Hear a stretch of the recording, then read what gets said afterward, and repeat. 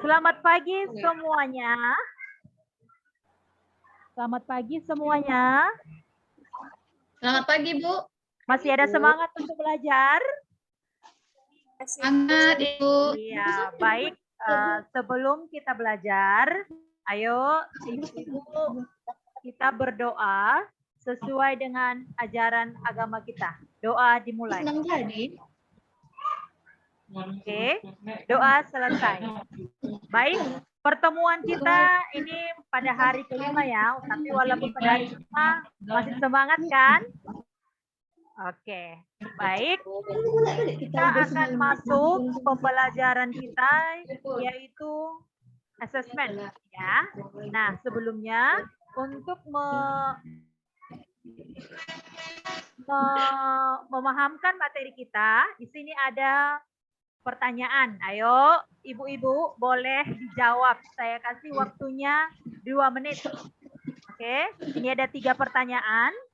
Bapak Ibu boleh menulis jawaban Ibu. Saya kasih waktunya 3 menit. Oke. Yang pertama, apa itu assessment? Yang kedua, pernahkah Bapak Ibu melakukan assessment? Yang ketiga, apa tujuan assessment itu? Oke. Bisa ya, Ibu menuliskannya yang sesuai Ibu pahami saja ya. Tidak dipersulit. Apa yang Ibu pahami saja atau bahkan Ibu dalam mengetahuinya silahkan ditulis. Oke, sudah ya? Baik, kita akan lanjutkan. Ya, pada sesi ini kita akan memahami tentang prinsip assessment. Ya, prinsip assessment itu ada 5 prinsip assessment. Tapi untuk pembelajaran kita hari ini, kita fokus ke yang nomor 2. Ya, nomor 2. Assessment perlu dirancang dan dilakukan sesuai dengan tujuan. Kalau tadi pertanyaan saya yang di awal sudah terjawab ya Ibu di nomor 1. Ya, apa itu tujuan assessment, apa itu pengertiannya. Nah, kita fokus ke yang nomor 2. Assessment perlu dirancang dan dilakukan ya sesuai dengan capaian pembelajaran. Nah, dan tujuan pembelajaran. Assessment itu terbagi 2 ya. Terbagi 2. Yang pertama, sebelumnya di sini assessment sudah dapat jawabannya ya. Assessment dapat digunakan untuk yang pertama, mendorong proses belajar ya. Mendorong proses belajar. Yang kedua, menilai hasil belajar ya.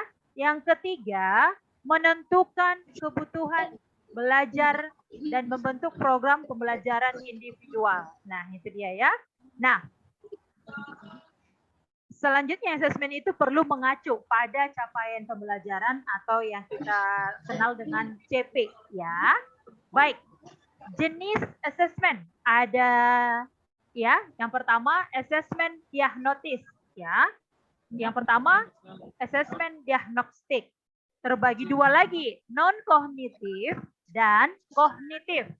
Kalau dikatakan non kognitif ini tidak seperti yang menyulitkan. Ini hanya kita menggali kondisi, gaya belajar, latar belakang keluarga ya. Itu tadi ya, yang pertama kesejahteraan psikologis dan sosial emosi siswa. Aktivitas siswa selama belajar di rumah. Kondisi keluarga siswa dan pergaulan siswa. Gaya belajar, karakter, serta minat siswa ya.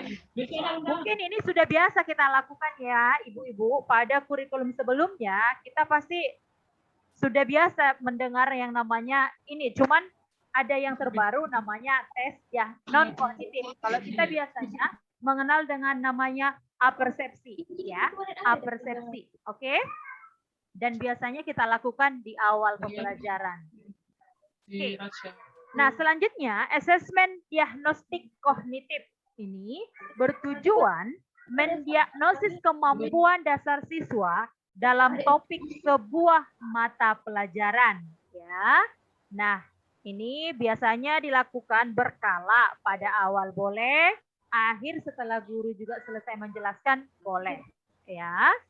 Selanjutnya, asesmen diagnostik ini bisa berupa asesmen formatif maupun asesmen sumatif. Ayo ibu-ibu, tahu bedanya asesmen formatif dengan sumatif? Kalau asesmen formatif ada proses pembelajaran, Bu. Iya. Dan kebalikannya ya, asesmen sumatif. Asesmen sumatif di akhir pelajaran. Iya. Ternyata ibu-ibu sudah membaca modulnya ya. Ya, asesmen formatif dilaksanakan pada proses pembelajaran dan sumatif dilaksanakan pada akhir pembelajaran. Nah, untuk pelaksanaannya ini dalam kegiatan kita proses belajar mengajar, sebaiknya formatif itu dilakukan lebih banyak daripada sumatif. Itu yang paradigma yang harus kita ubah. Kalau selama ini kita itu lebih berfokus pada sumatif, namun untuk kurikulum sekolah penggerak ini kita harus menghargai proses. Artinya kita bisa melihat perkembangan anak itu dalam proses pembelajaran, yaitu melalui asesmen formatif. Karena apa, ibu-ibu? Jika prosesnya baik, pasti hasilnya juga baik.